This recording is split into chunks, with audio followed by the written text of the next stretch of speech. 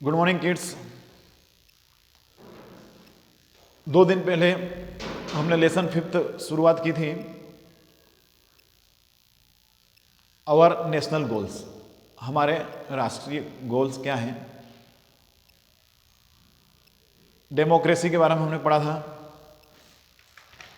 Freedom equality के बारे में पढ़ा था, इक्वलिटी के टाइप्स कौन कौन से हैं वो पढ़ा था, इक्वलिटी का इंपॉर्टेंस क्या है पढ़ा था, जस्टिस क्या है, सेक्युलरिज्म के बारे में पढ़ा था हमने, डिसआर्मामेंट के बारे में। आज हम सेकंड पार्ट में पढ़ेंगे। उस दिन हमने डेमोक्रेसी सिटीजन पेज नंबर 14 से शुरुआत मतलब पढ़ा था हमने। आज हम पढ़ेंगे पेज नंबर 44 से ही सबसे नीचे देखिए आप, एडल्ट फ्रेंचाइजी। एडल्ट फ्रेंचाइजी क्या होता है देखिए। Most of the democratic states have incorporated adult franchises. ज्यादातर जो डेमोक्रेटिक स्टेट्स हैं उन्होंने एडल्ट फ्रेंचाइजी शामिल की है। This is the most popular principle of voting. ये वोटिंग का, वोट देने का सबसे महत्वपूर्ण या मोस्ट पॉपुलर प्रसिद्ध सिद्धांत है। Voting is the most important rights of all citizens. Voting is the most important right of all citizens. Voting यानी कि वोट देने का जो अधिकार है वो सभी नागरिकों को है। लेकिन कौन से नागरिकों को है, मतलब उम्र के आधार पर देखिए, यहां पर पढ़ाएंगे अभी आगे। Indian constitution has provided voting rights to the citizens. भारतीय संविधान ने देश के नागरिकों को वोट देने का अधिकार दिया है। Every citizen who has attained the age of 18 years has the right to vote. और देश का हर नागरिक जिसकी उम्र 18 साल की हो गई, 18 साल या 18 साल से अधिक, उसको वोट देने का अधिकार है, वो वोट दे सकता है। This right without any bias of gender, class, caste और region is available to all. और ये जो राइट है, ये अधिकार है बिना किसी भेदभाव के, न तो जाति के आधार पर, न क्लास वर्ग के आधार पर, न ही जेंडर के आधार पर, न ही धर्म के आधार पर। इसमें किसी प्रकार का कोई भेदभाव नहीं है, सभी को वोट देने का अधिकार है। जेंडर मीन्स लिंग के आधार पर, महिला हो या पुरुष हो। We call it universal adult franchise. और हम इसको सार्वभौम, है ना, यूनिवर्सल एडल्ट फ्रेंचाइजी इसको बोलते हैं। Every citizen should cast his vote as per his conscience. Every citizen should cast his vote as per his conscience. हर नागरिक को अपने विवेक के अनुसार वोट देना चाहिए। Adult franchise is based on the principle of equality. और एडल्ट फ्रेंचाइजी जो है वो किस पर निर्भर है, किस पर आधारित है? वो प्रिंसिपल ऑफ इक्वलिटी, समानता के सिद्धांत पर आधारित है। Voting and its importance. Voting और उसके महत्व। Voting has important role in democracy. लोकतंत्र में वोटिंग का महत्वपूर्ण भूमिका होती है उनकी। The voter by means of ballot decides who will be his representatives. The voter by means of ballot decides who will be his representative. और voter क्या कहता है? मतदान के द्वारा उसका कौन प्रतिनिधि होगा, वो मतदान देता है उसके फेवर में और वो उसको चुनता है। We have had by now 16 general elections. अब तो ज्यादा हो गए होंगे। Every adult citizen who has completed 18 years of age can cast his vote according to his choice। और हर सिटीजन, हर एडल्ट नागरिक जिसने कि 18 साल की उम्र पूर्ण कर ली है, वो अपनी इच्छानुसार वो वोट दे सकता है। किसको वोट देना है वो उसकी इच्छा पर है। Some of the citizens do not use their right of voting। लेकिन क्या होता है, वोट देने का सबको अधिकार है, सबको वोट देना चाहिए, लेकिन कुछ ऐसे नागरिक होते हैं जो कि वोट नहीं देते हैं। Illiteracy and lack of awareness are the main reasons behind it. और बहुत से लोग जो वोट नहीं देते हैं उसके पीछे क्या कारण मालूम? उनकी अज्ञानता, उनमें सजगता की, उनमें वो सजग नहीं है, वो अवेयर नहीं है, अशिक्षा है उनमें, अशिक्षित है वो, जिसके कारण वो क्या है, वोट नहीं देते हैं। Some citizens have indifferent attitude. They think will it benefit me. और कुछ लोगों का तो अलग से मत है भाई, उनका एटीट्यूड अलग, दृष्टिकोण है उनका कि भाई मेरे को वोट देने से क्या फायदा, क्या मुझे फायदा देगा? They do not realise that voting is not only their right but it is their duty also. लेकिन उनको पता नहीं है कि वोट देना केवल उनका अधिकार ही नहीं, उनका कर्तव्य भी है। In the election the voter has to choose any one amongst the various candidates. और देखिए क्या होता है, इलेक्शन जब होता है तो कई कैंडिडेट्स उसमें खड़े होते हैं, कई प्रत्याशी उसमें खड़े होते हैं, लेकिन वोटर क्या करता है, किसी एक को ही वोट देता है अपनी चॉइस के अनुसार, उसकी पसंद के अनुसार। The voter should be aware of the qualities and social activities of the candidate while making the selection. लेकिन एक देखिए, अपनी चॉइस के अनुसार वो किसी को भी वोट दे सकता है, लेकिन उनको वोटर्स को यह बात ध्यान में रखना चाहिए कि जो भी व्यक्ति कैंडिडेट के रूप में खड़ा हुआ है, जिसको हमको वोट देना है, उसकी क्वालिटीज क्या है, उसके गुण कैसे हैं, उनकी सोशल एक्टिविटीज कैसी है, उसकी सामाजिक जो एक्टिविटीज है वो किस प्रकार की है, ये देख के ही उनका सिलेक्शन करना चाहिए, उनको वोट देना चाहिए। Voter should vote for the person who is fully devoted to the welfare of the public. और ऐसे ही व्यक्ति को वोट देना चाहिए जो कि पब्लिक के हित के लिए कार्य करें, नागरिकों के हित के लिए कार्य करें, ऐसे लोगों को ही, ऐसे व्यक्ति को ही वोट देना चाहिए। At the time of election, चुनाव के समय, the political parties declare their objectives and programs in their manifestos। अब क्या होता है, जब चुनाव आता है तो चुनाव के समय क्या होता है, जितने भी पॉलिटिकल पार्टीज होती हैं वो क्या करती हैं, एक घोषणा पत्र तैयार करती है, घोषणा पत्र देती है, उसमें वो लिखती है कि उनके ऑब्जेक्टिव्स क्या क्या हैं, उनके उद्देश्य क्या हैं, वो क्या क्या कार्य करेंगे। आपने देखा ही होगा जब चुनाव होते हैं तो सभी आता है हम ये कार्य करेंगे, जो भी प्रत्याशी खड़ा होता है या जो भी पार्टी होती है वो कहती है कि इस हमारी पार्टी के इस कैंडिडेट को वोट दें, हम ये कार्य करेंगे, लोगों की भलाई के लिए कार्य करेंगे, ये वो अलग अलग जो बातें बताते हो। The citizens should cast their votes in favor of those candidates who have faith in the unity and integrity of the nation and must be prepared for the protection of the public welfare। ऐसे व्यक्ति को vote देना चाहिए जो देश की एकता में उसका विश्वास हो और वो देश लोगों के कल्याण के लिए, लोगों के लिए वो, उनके भलाई के लिए वो कार्य करे या तैयार रहे, वो ऐसे लोगों को वोट देना चाहिए। Voting based on the feeling of caste, religion and region weakens the democracy. लेकिन देखिए, जब भी वोट देना है, धर्म को, जाति को, सबको अलग रखना चाहिए। हमें तो उस व्यक्ति को वोट देना चाहिए, उस पार्टी को वोट देना चाहिए जो कि देश की या पर्टिकुलर जिस स्थान पे चुनाव हो रहे हैं, जिस जगह, वहां के लोगों के हित के लिए कार्य करें, लोगों की भलाई के लिए कार्य करें। लेकिन यदि मान लो वोट देते समय इस प्रकार की जाति की भावना आ जाए कि मेरे जाति का व्यक्ति है या मेरे धर्म का व्यक्ति है, मेरे क्षेत्र का व्यक्ति है, और इस चक्कर में अगर हम किसी अयोग्य व्यक्ति को वोट दे देते हैं तो आगे चलकर क्या होगा, हमारी डेमोक्रेसी कमजोर हो जाती है, लोकतंत्र कमजोर पड़ जाता है। फंडामेंटल राइट्स, मौलिक अधिकार। The constitution of India ensures fundamental rights for the all around development of an individual.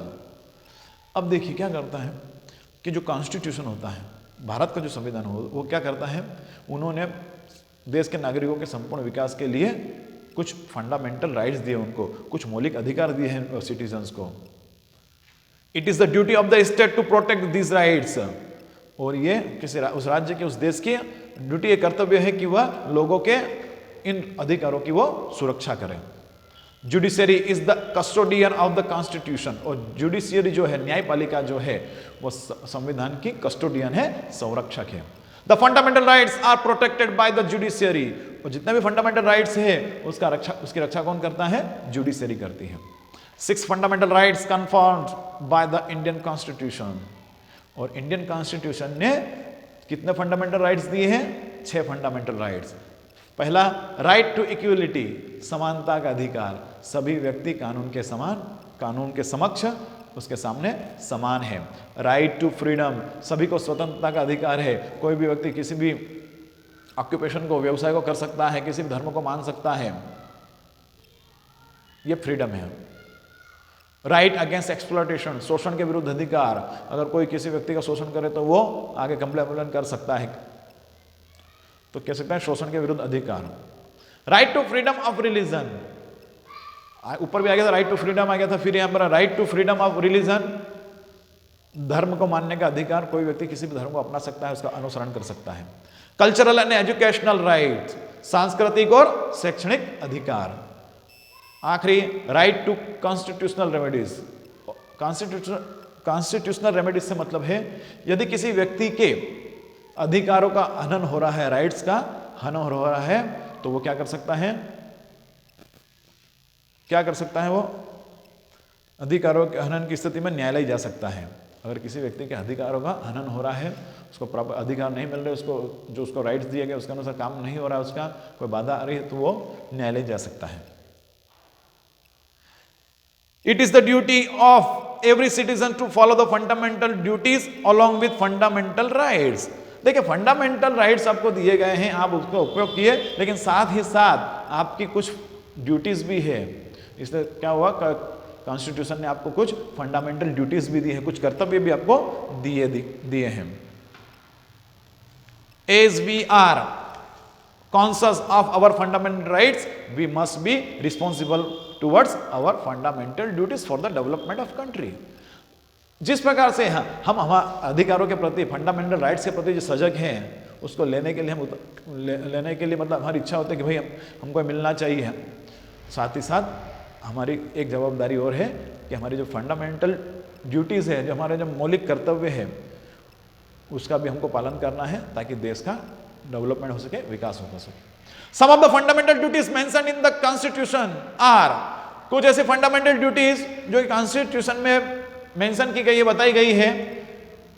It will be the duty of every citizen in India to follow the constitution. देश के हर नागरिक की duty है, कर्तव्य है कि वह कॉन्स्टिट्यूशन का, संविधान का अनुसरण करे, उसके अनुसार चले। The citizen should show respect to its ideals, institutions, national flag and national anthem. और जितने भी नागरिकों को क्या करना चाहिए, जितने भी संविधान के जो आइडियल्स है, आदर्श है, या जो जितने भी इंस्टीट्यूशंस है, या नेशनल फ्लैग या नेशनल एंथम, इन सब का रिस्पेक्ट करना चाहिए, उनका सम्मान करना चाहिए। और साथ ही क्या करना चाहिए, and to protect the sovereignty, unity and integrity and preserve it, and the duty to protect country and serve the nation on a call. भाई एक तो क्या करना है, जो सोवरेनिटी को, एकता को क्या करना है, उसको प्रोटेक्ट करना है। देश की एकता को, सोवरेनिटी को, यूनिटी को प्रोटेक्ट करना है, उसको सुरक्षित रखना है और देश की रक्षा करना है, ये सभी। और जब जब भी देश पे आपत्ति कुछ आई या कुछ हमारे, तो हमको एक कॉल पर हमको आगे आना है देश की रक्षा के लिए या देश की सेवा करने के लिए कह सकते हैं। Also to create harmony and fraternity among all in India, and this feeling should be above all the religions, languages, regions or class। और साथ ही साथ हमारे देश में हार्मोनी बनी रहे, शांति बनी रहे, भाईचारा बना रहे, ये भी हमारा कर्तव्य है कि भाई हम ऐसा कार्य करें कि हमारे देश में एकता बनी रहे, हार्मोनी, शांति बनी रहे, फ्रेटर्निटी, भाईचारा बना रहे। और ये जो भावना, ऐसी हमारे मन में ये भावना होना चाहिए, और ये भावना धर्म से, जाति से, क्षेत्र से और भाषा से ऊपर होना चाहिए। ये नहीं कि भाई हमारा धर्म है तो हम ये करेंगे, ये है वो जो है, व्हाटएवर। मतलब इन सभी धर्म, लैंग्वेज, भाषा, रीजन, क्षेत्र, क्लास, श्रेणी, इन सबसे ऊपर क्या होना चाहिए कि भाई हम ऐसे कार्य करें कि भाई जिससे देश में शांति बना रहे और भाईचारा बना रहे। To denounce customs which are against woman and to protect the natural environment. और एक और हमारा कर्तव्य है कि महिलाओं के प्रति जो दुर्व्यवहार होता है, जो प्रथाएं हैं, गलत प्रथाएं हैं, उनका विरोध करना, ये भी हमारी ड्यूटी है। और जैसा नेचुरल एनवायरनमेंट हमारे देश का जो प्राकृतिक वातावरण जो है, उसकी भी हमें रक्षा करना चाहिए, ये हमारी ड्यूटी है। ठीक है, तो कौन कौन सी ड्यूटी हो गई? ऐसे कार्य करना जिससे हमारे देश में हार्मनी बना रहे, शांति बनी रहे, भाईचारा बना रहे, और ये जो फीलिंग्स है धर्म, जाति, भाषा, इन सबसे ऊपर होनी चाहिए। देश की संप्रभुता बनी रहे, एकता बनी रहे, हमारे जो नेशनल एंथम, नेशनल सॉन्ग, इन सब की क्या करना, हमको प्रोटेक्शन करना है। जितने हमारे इंस्टीट्यूशंस है, आइडियल्स है, आदर्श है, इंस्टीट्यूशन है, संस्थाएं हैं, नेशनल फ्लैग, इन सब की हमें रक्षा करना, ये भी हमारी ड्यूटी है। Now we come to human rights. Enforced by law and ensured by the administration. Human rights are those rights which are essential for the development of personality of man and for the independent discharge of his duties. अब देखिए human rights क्या है। Human rights वे rights होते हैं जो कि किसी भी व्यक्ति के विकास के लिए, किसी भी व्यक्ति के, किसी आदमी के व्यक्तित्व के विकास के लिए आवश्यक है। Human rights, the natural rights acquired by man, the correct use of which helps man in the process of his overall development. जो हमको ह्यूमन राइट्स मिले हैं, अगर हम उसका ठीक से पालन करेंगे तो क्या होगा, वह हमारा ओवरऑल डेवलपमेंट होगा, संपूर्ण व्यक्ति विकास होगा या संपूर्ण विकास होगा। स्फीयर ऑफ ह्यूमन राइट्स, और ह्यूमन राइट्स का स्फीयर क्या है, कहां तक ह्यूमन राइट्स फैला हुआ है। The sphere of human rights is very vast. Human rights का जो स्फीयर है बहुत विशाल है। It contains a variety of citizens, political, social, economic and cultural rights. इसके अंदर अलग अलग सिटीजन्स होते हैं, पॉलिटिकल, राजनीतिक, सामाजिक, आर्थिक और सांस्कृतिक राइट्स होते हैं। To understand this rights they are divided into 4 categories. अब देखिए ये जो राइट्स है इनको 4 कैटेगरी में बांटा गया है। Those rights which every human acquires from birth and are a part of life. वे राइट्स जो कि मानव को जन्म से मिले हैं और उनके जीवन के अंग है वो। Those rights which are basic for the existence and development of human beings, और ऐसे राइट्स जो कि मानव के अस्तित्व और इसके विकास के लिए का आधार है वो। ऐसे राइट्स जो कि किसी मानव के व्यक्तित्व के विकास के लिए, उसके विकास के लिए आवश्यक है। Those rights for the realisation of which some social conditions are essential, और कुछ ऐसे राइट्स जो है उसमें क्या है, कुछ सोशल कंडीशंस होती है, उसके अंदर कुछ सोशल कंडीशंस, सामाजिक स्थितियां या शर्तें होती है, उसके अंदर आवश्यक होती है। Those rights which are based on the primary needs and demands of man, और ऐसे राइट्स भी होते हैं जो कि किसी व्यक्ति के प्राइमरी डिमांड्स पर निर्भर करते, प्राइमरी नीड्स पर निर्भर करते हैं, प्राथमिक जो आवश्यकताएं हैं उनकी जो मांग है उस पर निर्भर करते हैं। Declaration of universal human rights. अब यूनिवर्सल ह्यूमन राइट्स का डिक्लेरेशन, उसकी घोषणा, the most important achievement of the UNO in its endeavor to protect human rights was the declaration of universal rights, human rights by the General Assembly on December 10, 1948. अब देखिए UNO के जो most important जो achievement है, उपलब्धि है, वो क्या है। इन इट, किस लिए उपलब्ध, in its entirety to protect human rights, human rights को प्रोटेक्ट करने में यूएनओ की क्या उपलब्धि है, वो उपलब्धि है कि उन्होंने यूनिवर्सल ह्यूमन राइट्स की घोषणा की है। कब के, rights by the general assembly, general assembly में यूनिवर्सल ह्यूमन राइट्स की घोषणा की है। कब, दिसंबर 10, 1948, 10 दिसंबर 1948 को। Therefore, every year 10th December is celebrated as International Human Rights day through out the world. इसलिए पूरे विश्व में 10 दिसंबर को इंटरनेशनल ह्यूमन राइट्स डे के रूप में मनाया जाता है। The declaration states every person is free by birth and has equal rights and dignity. हर व्यक्ति को जन्म से ही समान अधिकार दिए गए हैं। To acquire these rights and freedom, और इन फ्रीडम और राइट्स को प्राप्त करने के लिए no distinction is made on the basis of race, caste, sex, language, religion, politics, nation, social status, property and other level. और इसके लिए टू एक्वायर दिस राइट्स, इन राइट्स को प्राप्त करने के लिए, स्वतंत्रता को प्राप्त करने के लिए धर्म के आधार पर, जाति के आधार पर, भाषा के आधार पर, रिलीजन यानी धर्म के आधार पर, पॉलिटिक्स राजनीति के आधार पर कोई भेदभाव नहीं है।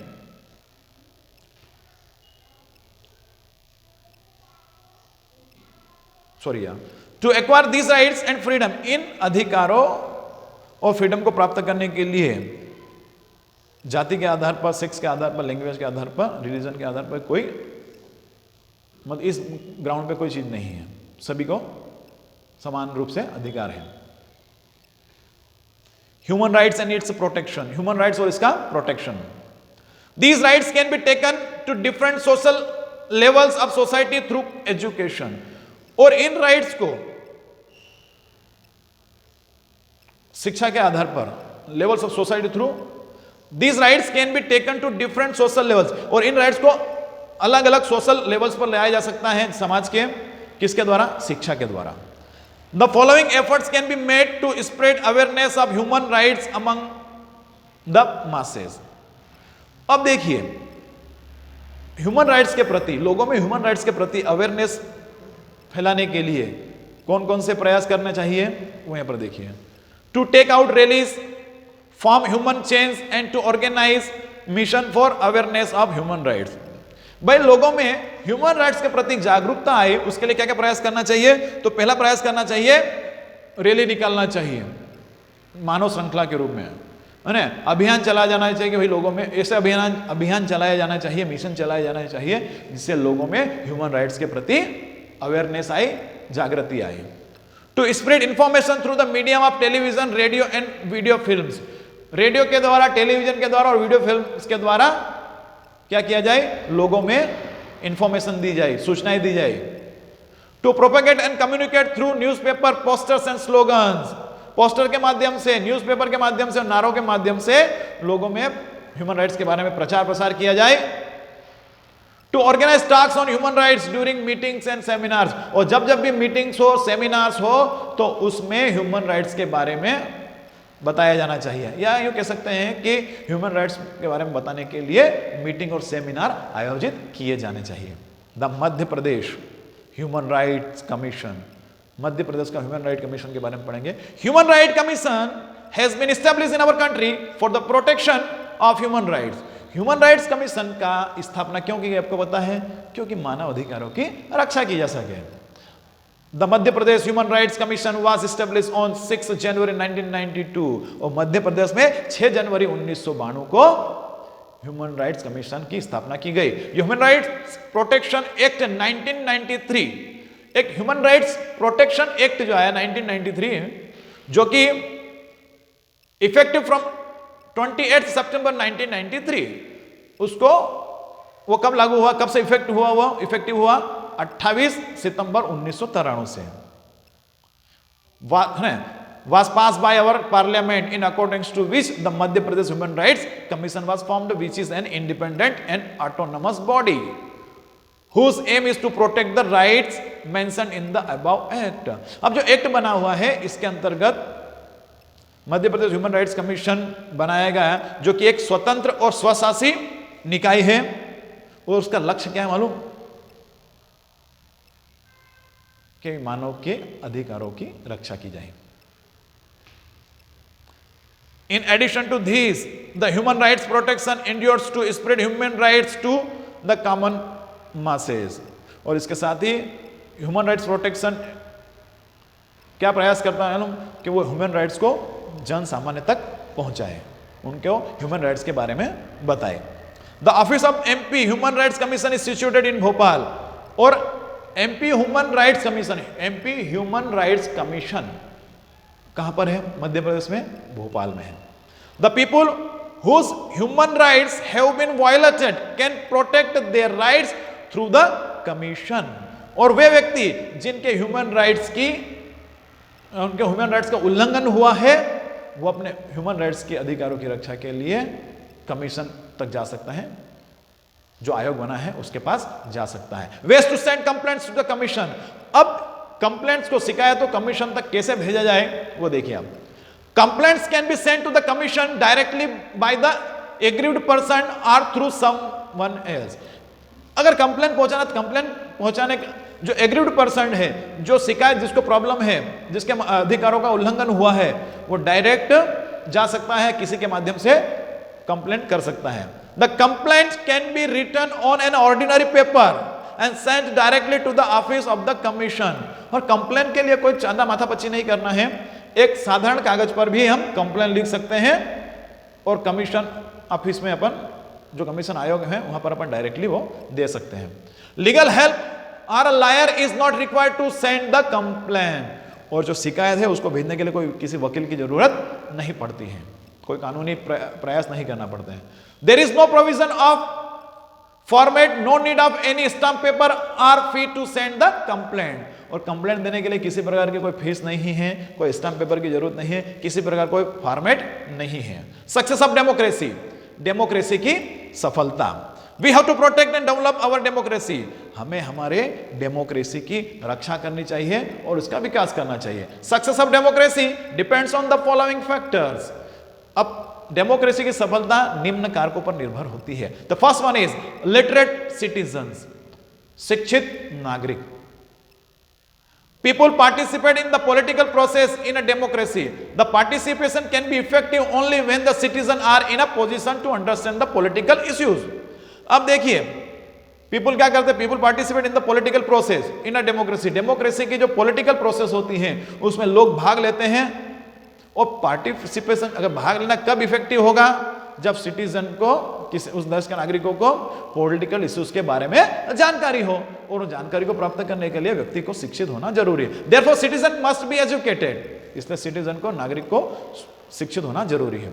It is important that citizen should know the local, regional, national and international problems and express their views on these issues. अब देखिए इसके साथ ही क्या महत्वपूर्ण है, लोगों को, सिटीजन्स को लोकल, मतलब लोकल या क्षेत्रीय या नेशनल और इंटरनेशनल प्रॉब्लम्स है उनके बारे में उनको जानकारी होना चाहिए, और उस पर क्या, और उन प्रॉब्लम्स पर अपने राय व्यक्त करना चाहिए, विचार व्यक्त करना चाहिए। The illiterate citizens can not exercise voting rights in correct way or no they can consider political and economic issues clearly. अब देखिए अगर कोई अशिक्षित व्यक्ति है, इलिटरेट सिटीजन है, तो वो ठीक अपने जो वोटिंग राइट्स है उसका ठीक से उपयोग नहीं कर पाएगा, ठीक तरीके से उपयोग नहीं कर पाएगा वो, और वो पॉलिटिकल और इकोनॉमिक जितने भी इश्यूज है, मामले हैं, उनको ठीक से नहीं समझ पाएगा वो। An educated citizen is the first condition of democracy, और लोकतंत्र की जो पहली कंडीशन है वो क्या है, शिक्षित नागरिक।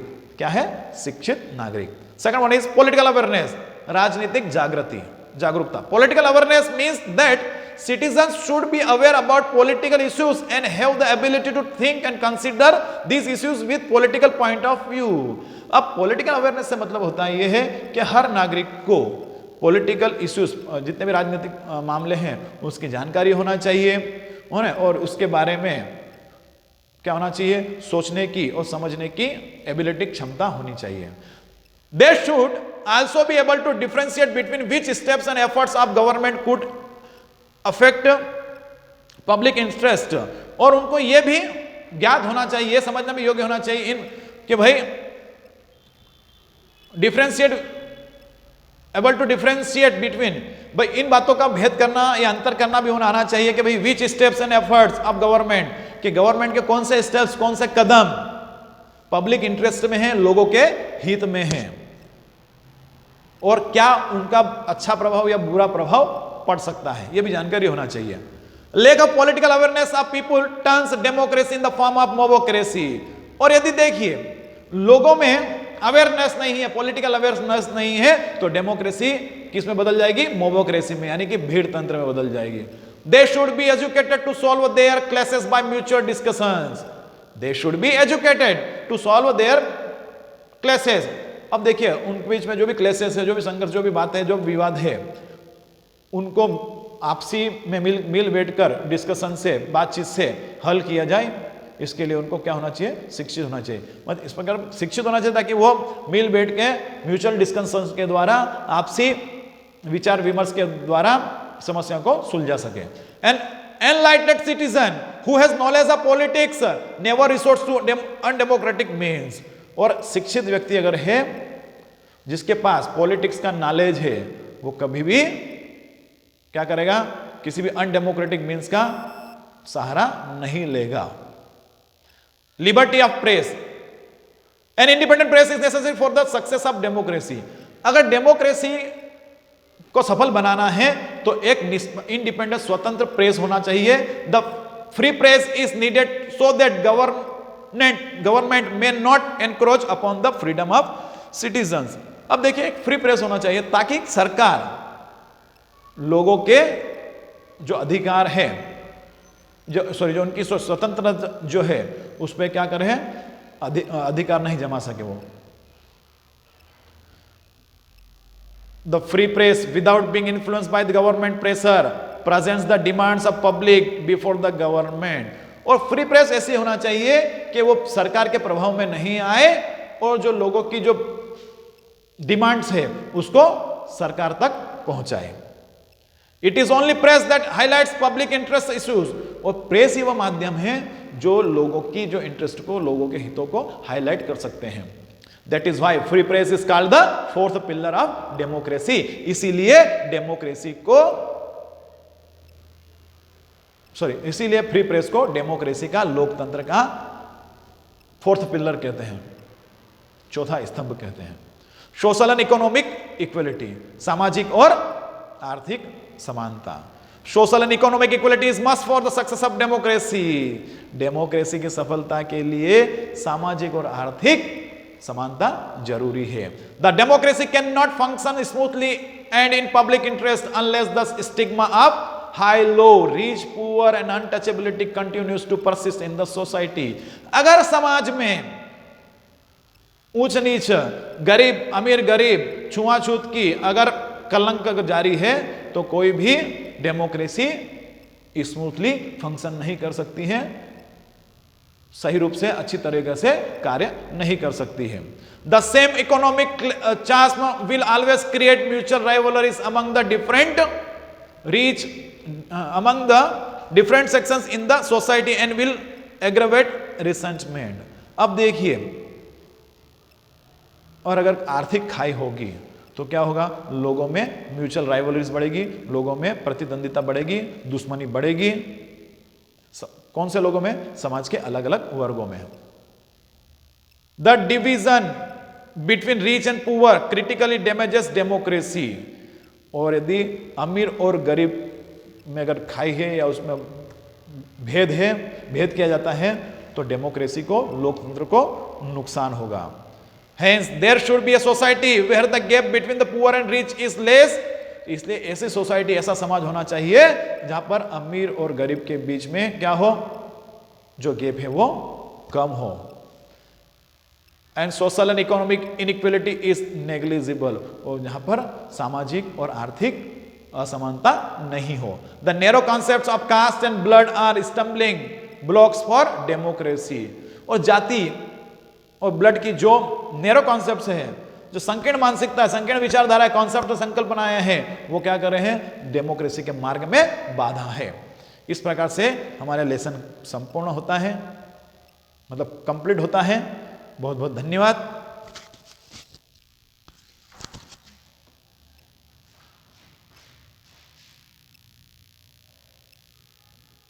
मैं